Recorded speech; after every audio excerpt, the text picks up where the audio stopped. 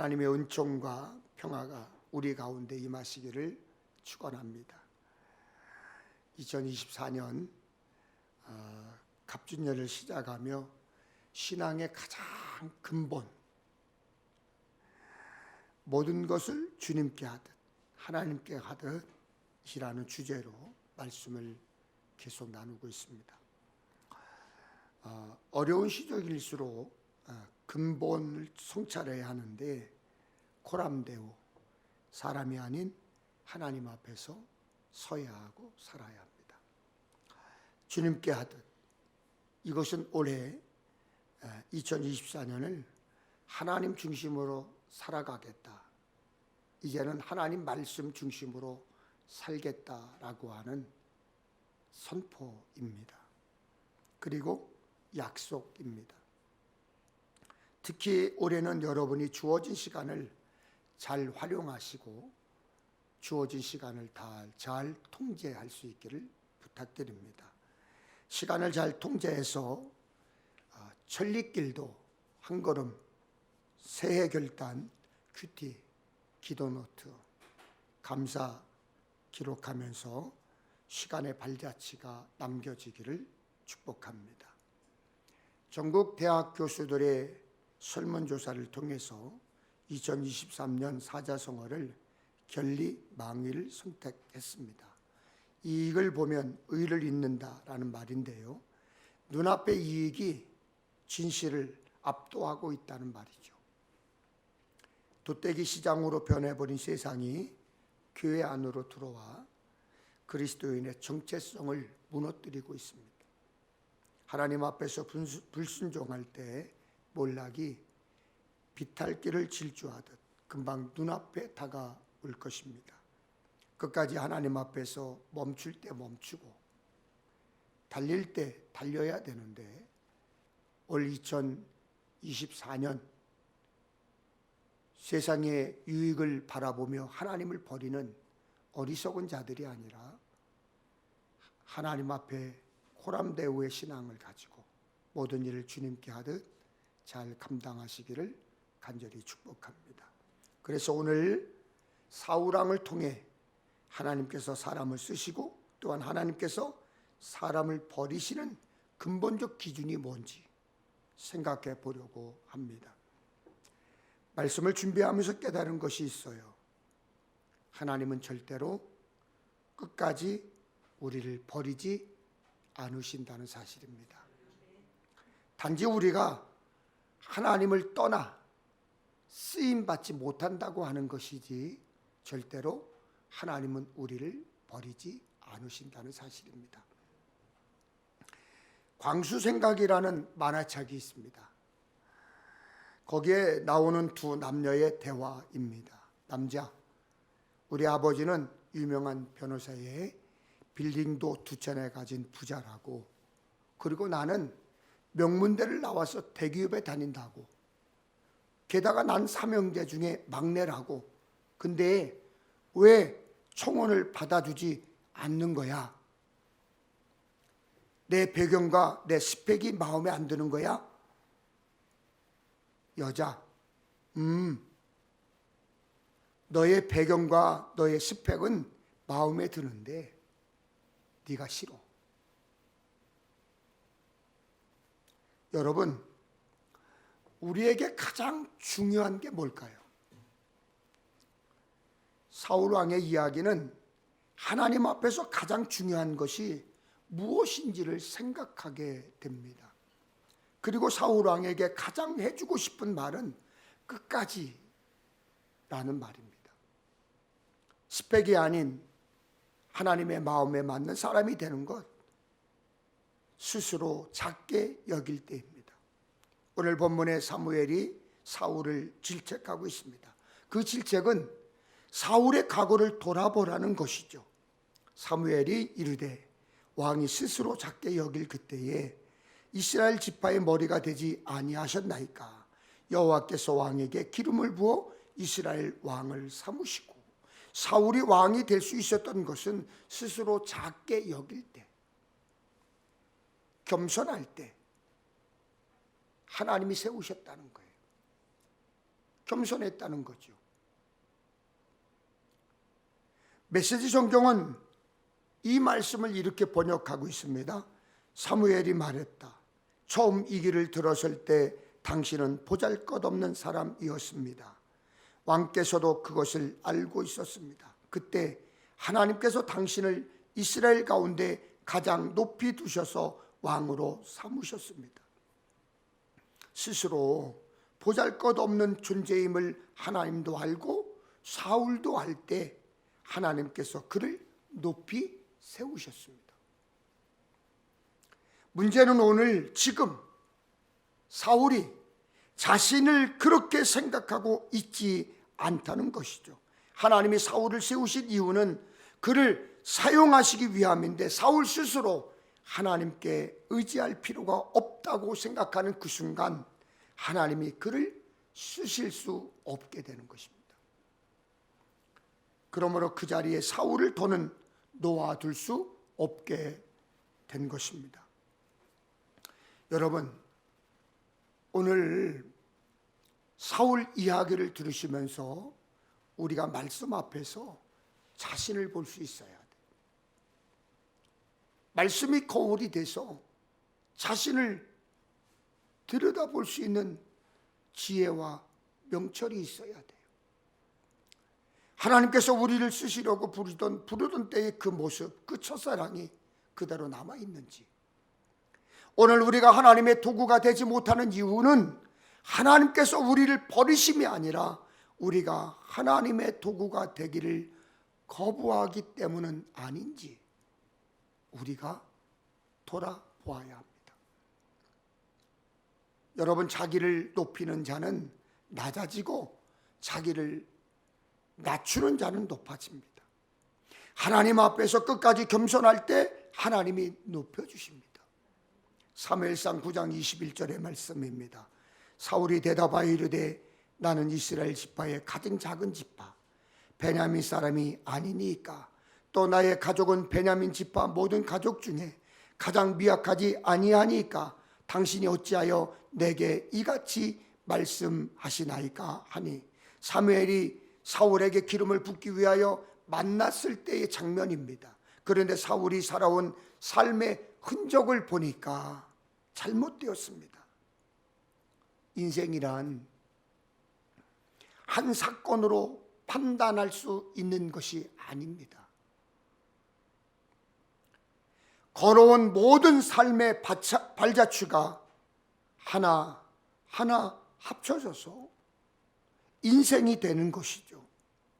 그래서 우리 삶은 흔적이 참 중요합니다. 그 사람이 어떻게 살아왔느냐라고 하는 그 흔적, 그 흔적이 인생이 되는 것입니다. 이규현 목사님이라는 분이 쓴 책이 있는데 그대로도 좋다라는 책이 있어요. 그 책에 너무나 좋은 글이 있어서 제가 가져와 봤습니다. 삶의 흔적은 시간의 발자국이다. 또한 시간이 멈추지 않고 앞을 향해 가고 있다는 것은 축복이다. 지나간 시간의 흔적을 지울 수는 없지만 새로운 흔적을 만들어 낼 수 있다는 것은 기회다. 얼굴에 생겨난 주름은 흘러간 시간의 흔적이지만 동시에 미래를 풍요롭게 여는 지혜의 샘터이기도 하다. 어제의 실수를 오늘도 반복되는 것은 시간의 퇴행이다. 과거의 상처에 계속 머물러 있다면 시간은 멈춘 것과 같다. 어제의 아픈 기억에 몸부림치며 과거의 시간에 소송이는 사람들은 추억의 박물관에 갇힌 미라와 다를 바 없다.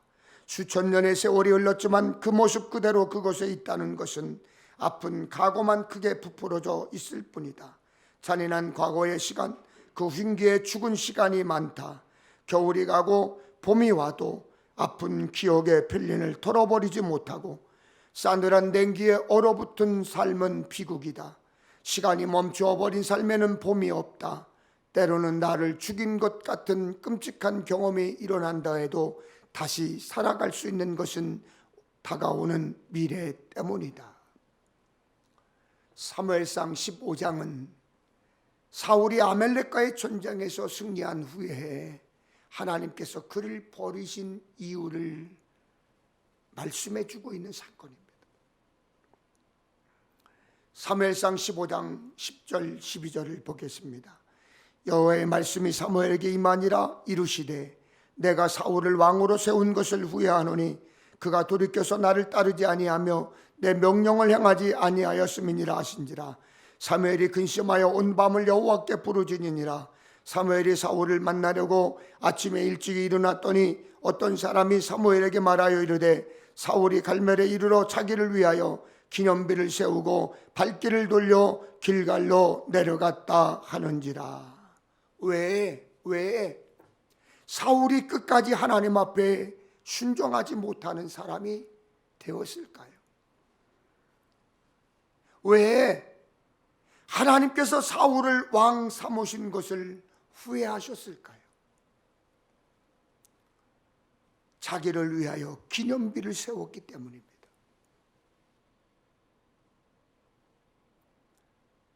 성경에는 절대적 다른 두 가지의 기념비가 존재합니다. 하나는 하나님의 역사를 기억하는 기념비로 이스라엘 백성이 요단강을 건넌 후에 12지파로 지파별로 돌을 쌓아 만든 길갈의 기념비입니다. 그 기념비를 보면서 이스라엘 백성들은 하나님을 생각하게 됩니다. 하나님의 역사를 생각하고 하나님의 인도하심을 생각하게 됩니다. 또 다른 하나는 바로 사울이 세운, 그리고 압살롬이 사무엘하 18장 18절에서 세운 자신을 드러내기 위한 기념비입니다. 사울왕이 아말렉과 싸움을 하고 승리한 것은 전적으로 하나님의 개입하심이었습니다.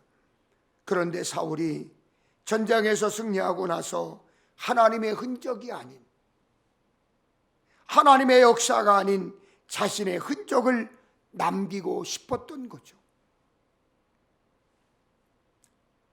바로 그때부터 사울에게 문제가 생기기 시작합니다. 자신의 삶에서, 자신의 인생에서 하나님의 흔적이 없어지기 시작하면 사람은 하나님과 멀어지기 시작하고 하나님의 능력을 더는 의지하지 않게 되고 더는 하나님의 말씀을 바라보지 않게 되고 교만하게 되고 하나님을 떠나가게 됩니다. 결국은 하나님의 명령까지 무시하는 패역한 자가 되는 거예요. 하나님의 말씀을 들으려고 하지 않아요. 하나님의 말씀이 들리지 않아요. 하나님께서 사울을 왕으로 삼으셨는데 더는 하나님의 뜻대로 살아가지 않으려 할 때 하나님은 사울을 사용할 수가 없는 것이죠. 누가복음 9장 23절에 예수님께서 제자들을 부르실 때 왜 자기를 부인하고 날마다 제 십자가를 지고 나를 따르라고 하셨을까요? 예수님 당시에 수많은 사람들이 예수님을 따라왔습니다. 그렇지만 그 사람들 모두에게 사명을 다 맡길 수는 없었습니다. 하나님의 일은, 하나님의 역사는 아버지의 뜻대로 하지 않으면 결코 이룰 수 없기 때문입니다. 그래서 하나님의 일이든 세상의 일이든 모든 일을 주님 앞에 하듯 하자고 하는 것입니다. 하나님은 우리를 하나님 나라의 도구로 사용하시기 위해 지으시고 선택하여 부르셨습니다. 이것이 우리가 끝까지 붙들어야 할 근본적이고 기본적인 신앙입니다. 하나님께서 우리를 도구로, 망치로, 톱으로, 지팡으로 쓰시려고 부르셨는데 어느 순간 도구인 우리가, 망치인 우리가, 톱인 우리가 우리의 기념비를 만들겠다라고 말하면 여러분 참 우습지 않겠습니까? 이 부분에서 예수님은 아주 철저하셨습니다. 분명하셨습니다. 바로 복음서에 기록된 변화산 사건입니다. 예수님이 베드로와 요한과 야고보를 데리고 변화산에 오르셨습니다. 그곳에서 제자들이 기적을 체험했습니다. 예수님의 모습이 변화되고 모세와 엘리야가 나타나 예수님과 대화하는 것도 보았습니다. 그러자 베드로는 예수님에게 이렇게 말합니다. 여기에 예수님과 모세와 엘리야를 위해 초막셋을 지으면 어떻겠습니까? 여러분 가만히 생각해 보세요. 초막이 뭐예요? 바로 기념비를 세우자는 것 아닙니까? 그때 하늘에서 음성이 들립니다. 이는 나의 아들고 택감을 받은 자니 너희는 그의 말을 들으라. 무슨 뜻인가요? 쓸데없이 기념비를 세울 생각하지 말고 주님의 말씀을 듣고 세상에 나가서 일하라는 것입니다. 아무리 훌륭한 신앙의 선조들도 하나님의 도구일 뿐입니다. 히브리서에 나오는 우리가 존중하고 존경하는 많은 신앙의 선조들도 하나님의 도구일 뿐입니다. 그 누구도 주님의 영광을 대신할 수 없어요.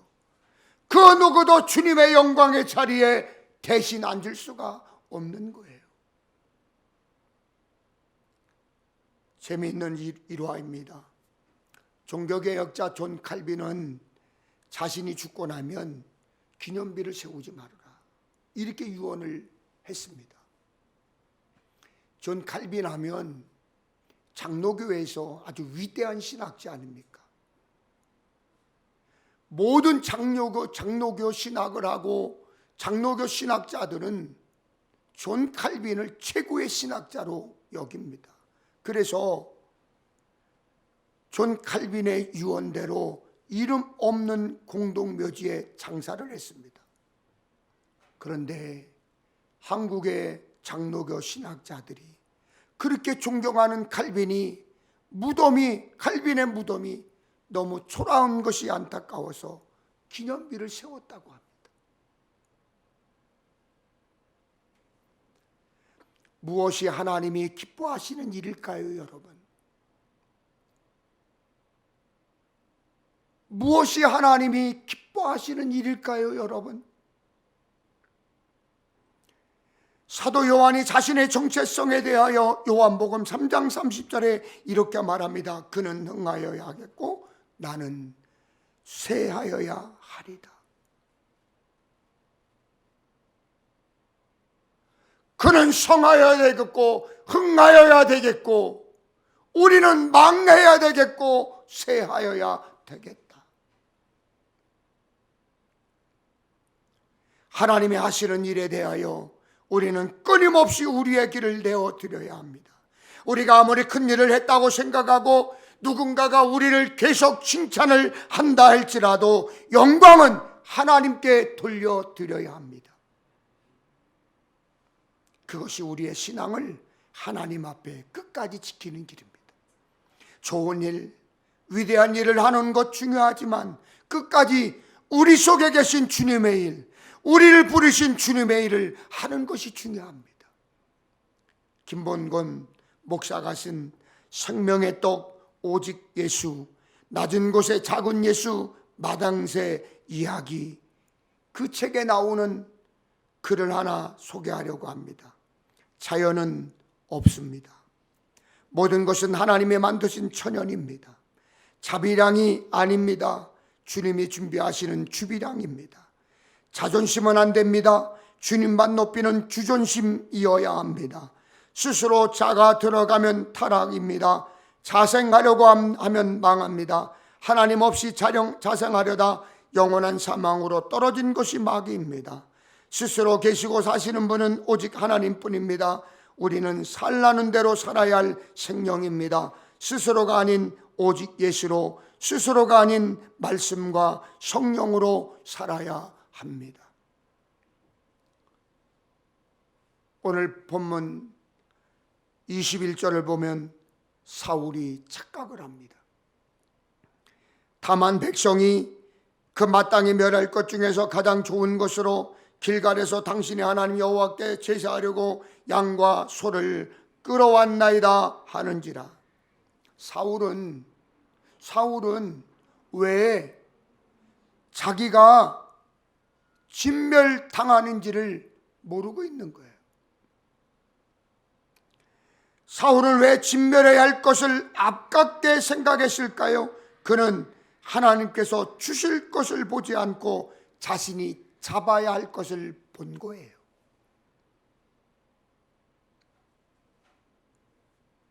하나님께서 허락하시지 않으면, 하나님께서 주시지 않으면 그 어떤 것도, 그 무엇도 자신의 소유가 될 수 없음을 간과한 거예요. 사람들은 참 착각을 많이 합니다. 무엇인가를 많이 가지면 풍성하고 풍요로울 것이라고 착각을 해요. 우리는 주변에 참 많이 가진 사람들을 보지요. 그러나 그것을 누리지 못하는 안타까움도 봅니다. 먹지 않고 입지 않고 주거나 벌어놓고 그것을 누리지 못하는 것이 얼마나 불쌍해요. 사실 우리는 오늘도 소유하면 누릴 것이라는 거짓 메시지에 속고 있습니다. 돈이 없으면 아무것도 할 수 없을 것처럼 불행한 얼굴을 하는 사람들의 삶에는 하나님이 배제되어 있어요. 삶의 풍요가 돈과 관계는 있지만 절대적이는 않습니다. 시간이 많다고 여유가 있는 것 아니에요. 부유하다고 잘 사는 것 아니에요. 진정한 여유는 바쁜 가운데서도 시간을 활용할 수 있는 누림이에요. 그래서 여러분들에게 말씀을 드리는 거예요.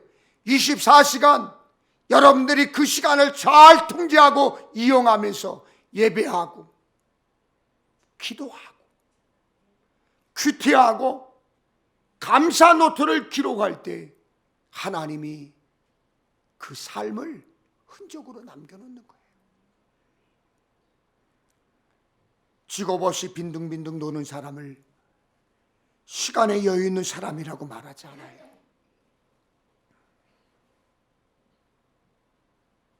매일 빈둥빈둥 놀면서 아무것도 하지 않는 사람을 백수라고 말하지, 시간적 여유가 있고 저 사람 잘 산다고 평가하지 않아요.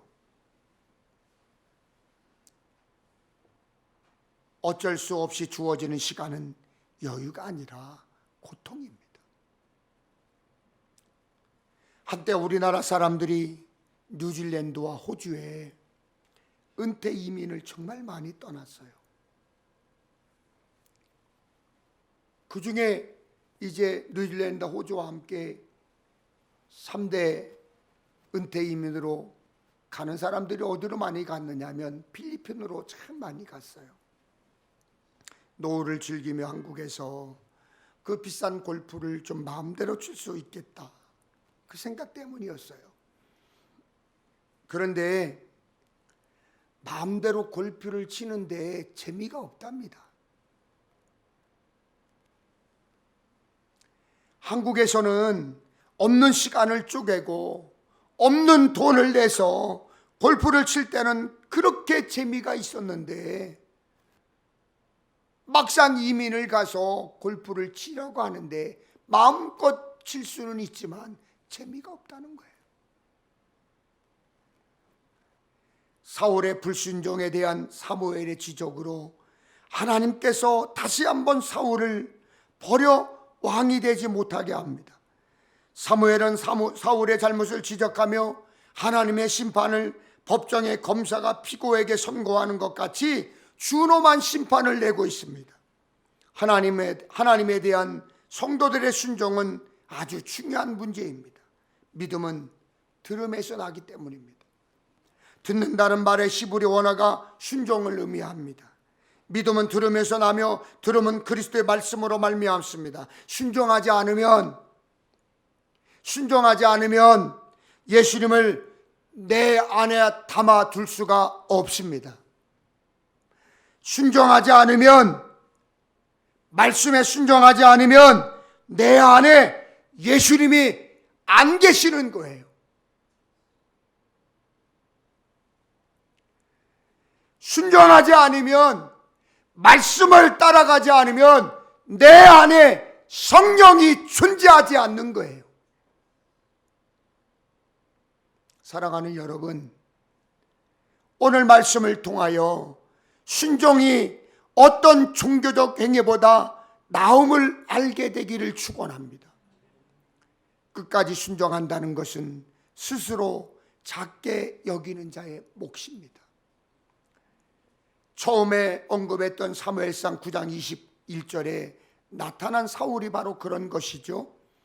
사울이 스스로 미약하다고 여겼을 때 그는 순종하는 사람이었습니다. 스스로 작아지는 사람이 되어질 때, 겸손한 사람이 되어질 때 그 사람이 작아진 사람이 되었습니다. 그의 출발점은 겸손이었습니다. 과두지사, 개구리 올챙이 때 생각 못한다입니다. 사울에게 무엇이 문제였습니까? 본문 20절 21절을 보세요. 사울이 사무엘에게 이르되 나는 실로 여호와의 목소리를 충종하여 여호와께 보내신 길로 가서 아멜렉 왕 아각을 끌어왔고 아벨렉 사람들을 진멸하였으나 다만 백성이 그 마땅히 멸할 것 중에서 가장 좋은 것으로 길갈에서 당신의 하나님 여호와께 제사하려고 양과 소를 끌어왔나이다 하는지라. 사울에게도 할 말이 있었어요. 하나님 말씀대로 했다는 거예요. 20절 마지막을 보세요.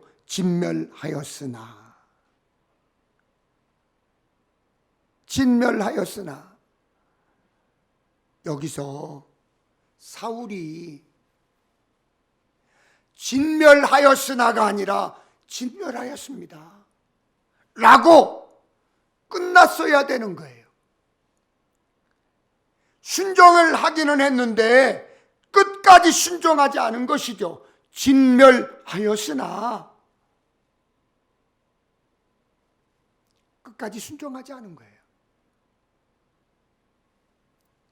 여러분, 우리가 하나님이 축복하시는 자리에 서 있어야 하는데요, 순종하지 않기 때문에 축복의 자리에 있지 못하는 거예요. 여러분, 진정한 축복과 순종이 무엇이에요? 하나님 마음이 있는 곳에 우리의 마음이 있는 거예요. 순종하지 못한다는 것은 하나님의 뜻을 모르기 때문이 아닙니다. 순종하라는 하나님의 말씀이 내 마음에, 자신의 마음에 들지 않기 때문이 아닙니까?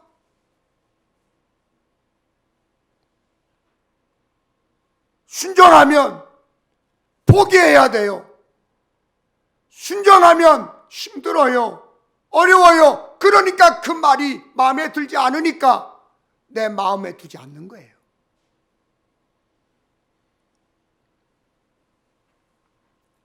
지금 사울이 딱 그런 상황에 부딪혔습니다.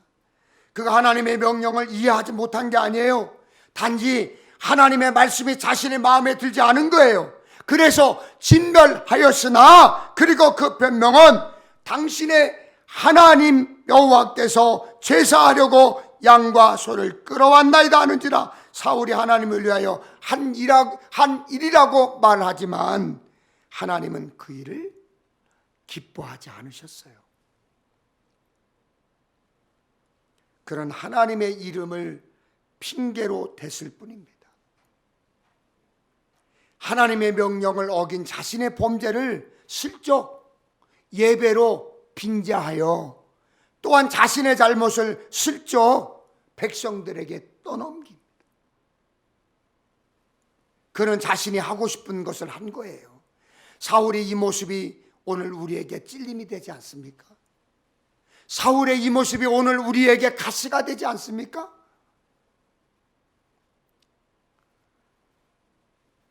하나님이 좋아하실 거야. 정말 하나님이 좋아하실 거야. 자기 생각대로 하고 있으면서 하나님도 좋아하실 거라고 착각합니다. 여러분, 그렇게 생각하고 있지 않습니까? 괜찮을 거야. 내 형편이, 지금 내 상황이 그러니까 하나님도 이해하실 거야. 여러분, no!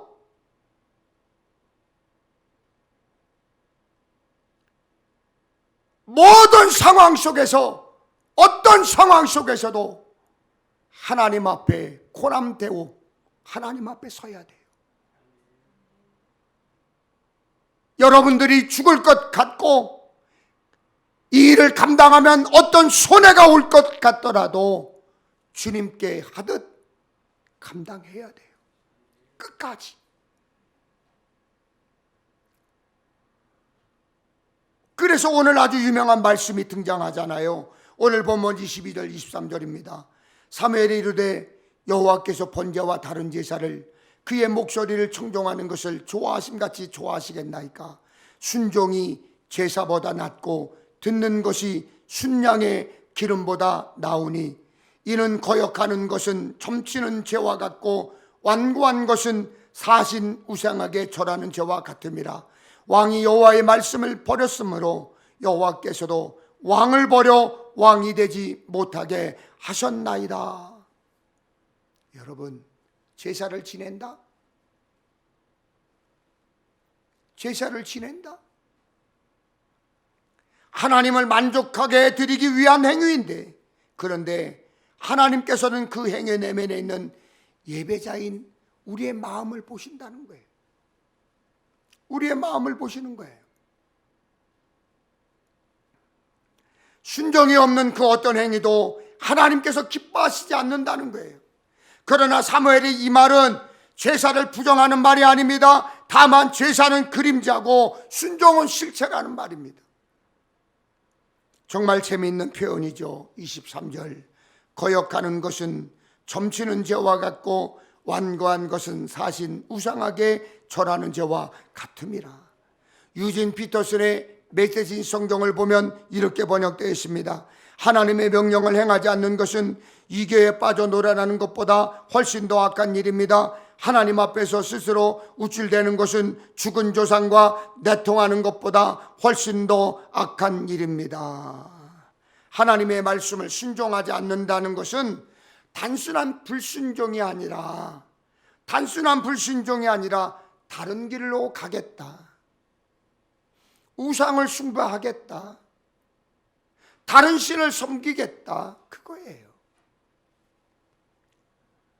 여러분, 신앙의 제3의 길은 존재하지 않습니다.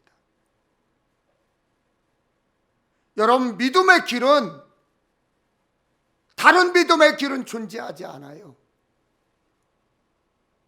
그 믿음의 길은 예수가 걸어가신 십자가의 길이에요.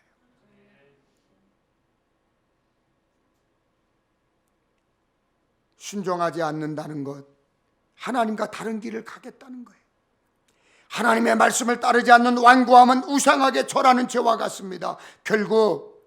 결론은 뭡니까? 하나님을 섬기지 않겠다.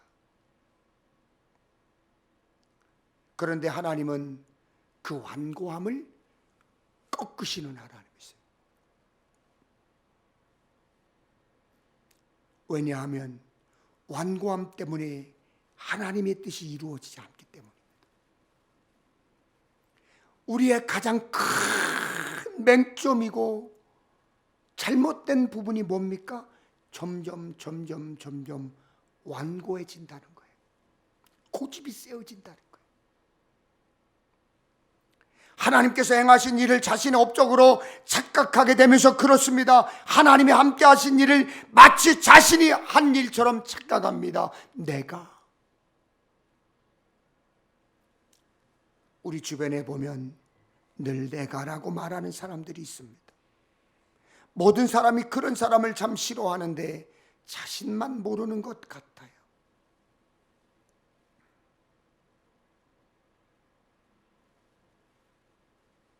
어느 순간 하나님께서 그 사람을 버리셨는데도 착각하며 살아갑니다. 사울의 완고함은 그의 눈이 더는 하나님을 향하지 않는다는 거예요. 그에게 중요한 것은 하나님의 말씀이 아니라 재물이 되어버린 거예요. 그에게 더 중요한 것이 뭐예요? 하나님의 말씀이 아니라 사람이 되어버린 거예요. 하나님의 말씀이 아니라 일이 더 중요하게 보인 거예요. 그러니까 철저하게 하나님을 무시해버리죠. 불순종과 고집불통은 우리의 시선이 더는 하나님을 바라보지 않을 때 슬그머니 찾아오는 무서운 독입니다. 그 독이 우리 몸에 펴지면 마비가 되고요, 마음대로 움직일 수가 없어요. 그 독이 우리 인생에, 우리 신앙에 퍼지면 우리는 하나님을 떠나게 되어 있어요.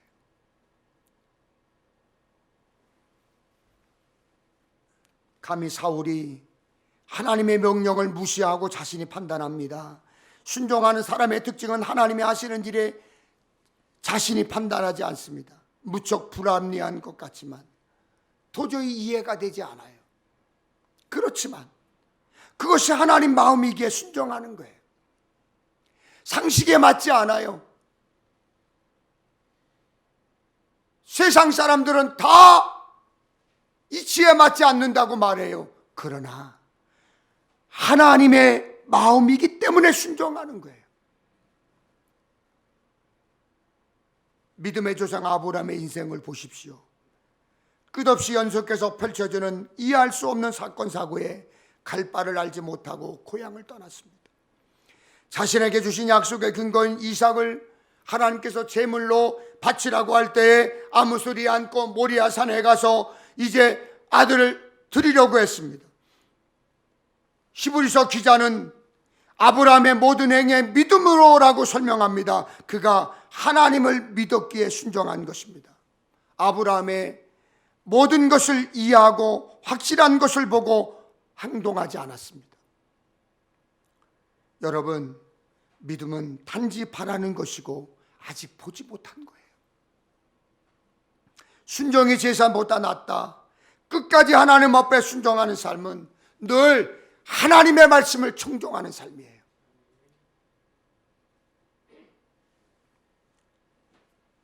하나님의 말씀을 경청하려면 마음문을 여세요. 말씀의 주의를 기울이세요. 하나님의 음성을 들으려 하지 않는 예배는 순종할 마음이 없다는 형식일 뿐입니다. 그러므로 여러분, 하나님의 말씀을 잘 듣기를 원하십니까? 하나님의 말씀대로 살기를 원하십니까? 주님 앞에 주님께 하듯 살면서 살기를 원합니까? 고난되어 하나님 앞에서 살기를 원한다면 말씀을 묵상하세요. 마지막으로 시편 51편 17절을 제가 읽어드립니다. 하나님께서 구하시는 제사는 상한 심령이라. 하나님이여 상하고 통회하는 말씀을 마음을 주께서 멸시하지 아니하시리이다.